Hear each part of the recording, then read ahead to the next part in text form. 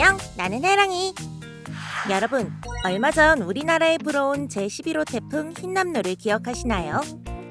태풍은 매 여름이면 여지없이 찾아와 우리를 긴장시키는데요.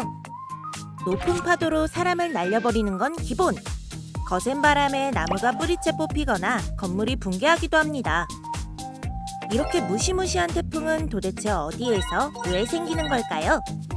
오늘은 태풍에 대한 이야기를 들려드릴게요.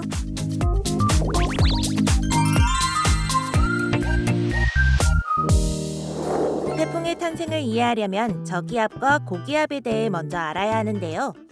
저기압은 상승기류를 만들고 대기 중에 수증기를 물방울로 응결시켜 구름을 만듭니다.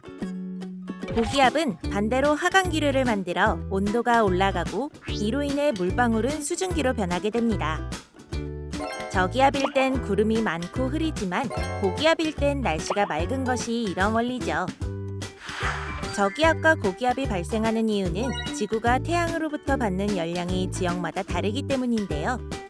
저기압이 열대지방에 생기면 열대저기압이 되는데 이것이 태풍으로 발전합니다. 적도 근처의 열대바다는 여름이면 엄청난 태양빛을 받게 되는데요. 대기는 그만큼 고온다습한 수증기를 포함하고 있습니다. 바다가 태양열에 의해 뜨겁게 가열되면 수증기를 빨아들이면서 강한 상승기류가 만들어져요. 많은 수증기가 위로 올라 찬 공기를 만나면 물방울로 변하고 이 물방울이 덩어리로 모여 구름이 됩니다. 이렇게 공기가 상승과 팽창을 반복하다 보면 구름이 수직으로 발달하게 되는데 이를 정란운이라고 합니다. 이때 상승하던 공기가 회전하면서 초당 17m 이상의 속력의 폭풍우를 동반한 열대저기압, 태풍이 비로소 완성됩니다. 태풍을 위에서 보면 회전하고 있는 모습이 보이는데요. 태풍이 회전하는 이유는 지구의 자전 때문입니다. 지구가 돌기 때문에 태풍도 도는 거죠. 태풍의 크기를 살펴볼까요? 직경은 500에서 2000km, 높이는 12에서 20km 정도인데요. 우리나라 동서 길이를 약 400km라고 할 때 태풍의 규모가 얼마나 어마어마한지 감이 잡히시나요? 태풍 중심부의 구름은 원심력 때문에 밖으로 밀려나가게 되고 태풍의 가운데에는 짠! 이렇게 태풍의 눈이 있어요. 태풍은 안쪽으로 갈수록 풍속이 증가하지만 태풍의 눈은 하늘이 맑고 바람이 없는 고요한 상태를 유지해요. 태풍의 영향권에 들어 바람이 세차게 불고 비도 많이 내리다가 갑자기 날씨가 맑아지는 현상도 바로 이 태풍의 눈 속에 들어왔기 때문입니다. 태풍 관련 뉴스를 보면 태풍이 약하다, 매우 강하다 이런 말을 하는데요. 태풍은 강도와 크기에 따라 다양하게 구분됩니다. 강도에 따라선 중심 부분의 최대 풍속을 기준으로 구분하게 되는데 슈퍼태풍의 경우 최대 풍속이 초속 67m 이상인 태풍입니다. 슈퍼태풍은 원자폭탄 10,000배의 위력을 가져 한 도시를 집어삼킬 정도로 어마무시하답니다. 태풍에게도 탄생부터 소멸까지 일생이 있는데요. 탄생부터 엄청난 위력을 가지기까지 성장 배경엔 다양한 요인이 작용하지만 기간만 놓고 본다면 발생부터 소멸까지 단 일주일에서 1개월 정도에 그칩니다. 태풍은 육지에 들어서면 힘이 급격히 약해지게 되는데요. 바다처럼 습도도 높지 않고 밤낮의 기온차가 클 뿐 아니라 지면 마찰 등에 의해 에너지 손실이 커지면서 빠른 속도로 약화돼요. 큰 위력을 떨치던 태풍도 이런 과정을 거쳐 사라지게 돼요. 태풍과 관련한 재미있는 사실이 있는데요.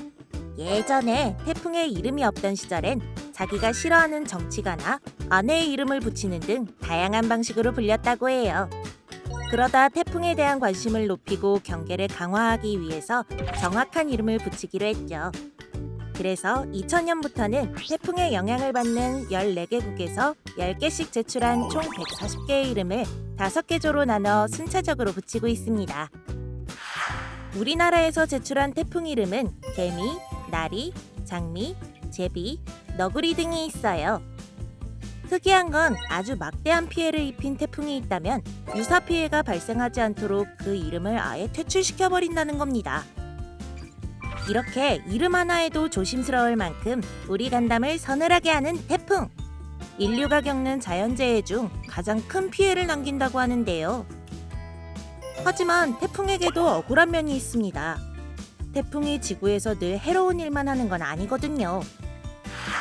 태풍은 저위도 지방에 축적된 대기 중 열 에너지를 고위도 지방으로 운반해 지구상의 남북 온도를 유지시켜주기도 하고 중요한 수자원 공급원이 됩니다. 또 해수를 뒤섞어 순환시키면서 바다의 적조 현상도 막아줍니다. 그런데 최근에 가을 태풍이 잦아지고 있다고 해요. 한반도 주변으로 가을철 태풍이 증가하고 있다는 건 이미 우리도 체감하고 있는데요. 문제는 태풍의 위력까지 강해지고 있다는 거죠. 해수면 온도 상승이 그 원인인데요. 앞에서 살펴봤듯 수온이 상승하면 태풍의 에너지원인 바닷물의 수증기가 더욱 많아지기 때문이죠.